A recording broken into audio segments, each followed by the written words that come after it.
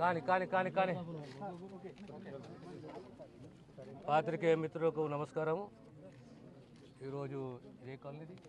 శ్రీచక్ర colony, revenue colony, Srichakra colony, Sangareddy టౌన్లోని revenue colony. Revenue colony అంటే చాలా పాత కాలనీ, సుమారు 25-20 ఏళ్ళ కింద నిర్మించిన కాలనీ. పక్కకు కొత్త కాలనీస్ వచ్చినాయి. శ్రీచక్ర కాలనీ వచ్చింది, తర్వాత ఇతర కాలనీలు వచ్చినాయి. ఈరోజు మన వర్షం వల్ల సుమారు 120-130 ఇండ్లకు నీళ్ళు వచ్చినాయి. 1 ఫీటు 2 ఫీటు 3 ఫీట్ల నీళ్ళు వచ్చినాయి. దీనికి భవిష్యత్తులో ఇలా జరగకుండా ఈరోజు పర్సనల్గా ఇన్స్పెక్షన్ చేసి భవిష్యత్తులో ఇలా మళ్ళీ ఇబ్బందులు ప్రజలకు కాలనీ వాసులకు కలగకుండా చర్యలు తీసుకుంటుంది ప్రభుత్వం. ముఖ్యంగా ఒక ఓపెన్ డ్రైన్ కావాలి. ఇక్కడ ఇది చంద్రయ్య కుంట ఉంది కదా, ఆ కుంట కనెక్టివిటీ చేసుకుంటే ఓపెన్ డ్రైన్ కావాలి. ఆ తర్వాత ఎర్రకుంట చెరువు అనేది ఇంపార్టెంట్. అంటే న్యాచురల్ ఫ్లో అనేది ఆగిపోతున్నది. వర్షం పడ్డప్పుడు న్యాచురల్ ఫ్లో అనేది ఉండాలి.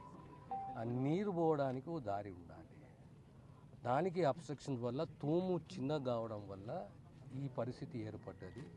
మళ్ళీ భవిష్యత్తులో ఇలాంటి పరిస్థితులు పునరావృతం కాకుండా ప్రభుత్వం అన్ని చర్యలు తీసుకుంటుంది. కాలనీ వాసులతో కూడా విజ్ఞప్తి చేస్తున్నాము, మీరు నిర్భయంగా ఉండండి.